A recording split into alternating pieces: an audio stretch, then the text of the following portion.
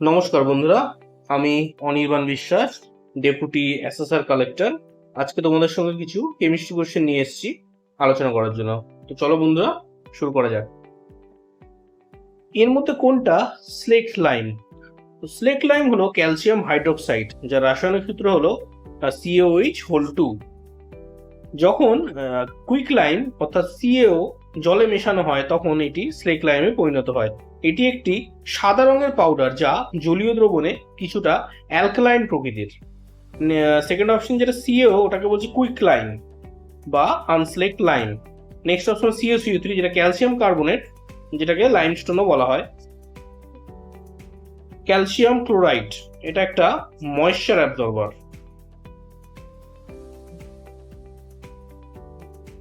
এর মধ্যে কোনটা ক্যালসিয়াম কার্বনেটের রূপ নয়? ক্যালসিয়াম কার্বনেট থাকে আমাদের লাইমস্টোন, চক, মার্বেল আকারে। তো অপশন 1 যেটা, এটা হচ্ছে লাইম ওয়াটার। এটা ক্যালসিয়াম হাইড্রোক্সাইডের একটা অ্যাকোয়াস সলিউশন অর্থাৎ জলীয় দ্রবণ। ক্যালসিয়াম কার্বনেট কিন্তু নয়। লাইমস্টোন তো ক্যালসিয়াম কার্বনেট, চকও হচ্ছে ক্যালসিয়াম কার্বনেট, মার্বেলও হচ্ছে calcium carbonate.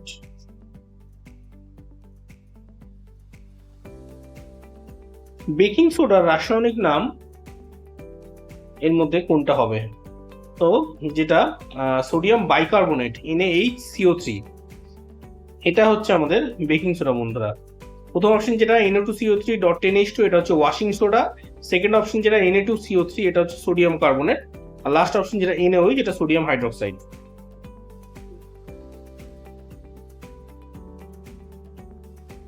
Which acid is known as muriatic acid? Muriatic অ্যাসিডের অন্য নাম হচ্ছে HCl অর্থাৎ হাইড্রোক্লোরিক অ্যাসিড।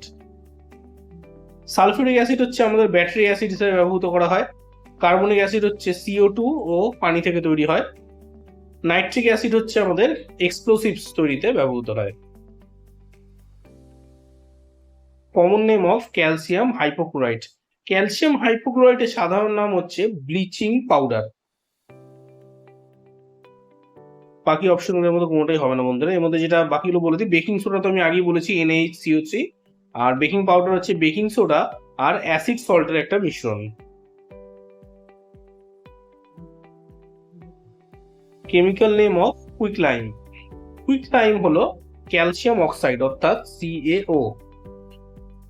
ক্যালসিয়াম কার্বনেট হচ্ছে লাইমস্টোন, সোডিয়াম হাইড্রোক্সাইড হচ্ছে NaOH, ক্যালসিয়াম সালফেট হচ্ছে gypsum. Substitute for chlorine in bleaching. ক্লোরিনের পরিবর্তে ব্লিচিং এ ব্যবহৃত হয় হাইড্রোজেন পারঅক্সাইড H2O2। ইথানল কখনো ব্লিচিং এজেন্ট হিসেবে কাজ করতে পারে না। লিকুইড কার্বন ডাই অক্সাইড, এটাও ব্লিচ করতে পারে না। আর যেটা টেট্রাক্লোরোইথেন, এটা একটা সলভেন্ট।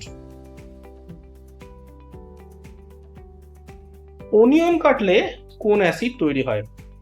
বন্ধুরা, পেঁয়াজ কাটার সময় সিনথেসিস এনজাইম অ্যামাইনো অ্যাসিড সালফক্সাইডসকে সালফেনিক অ্যাসিডে রূপান্তর করে, যা চোখে জল আনে।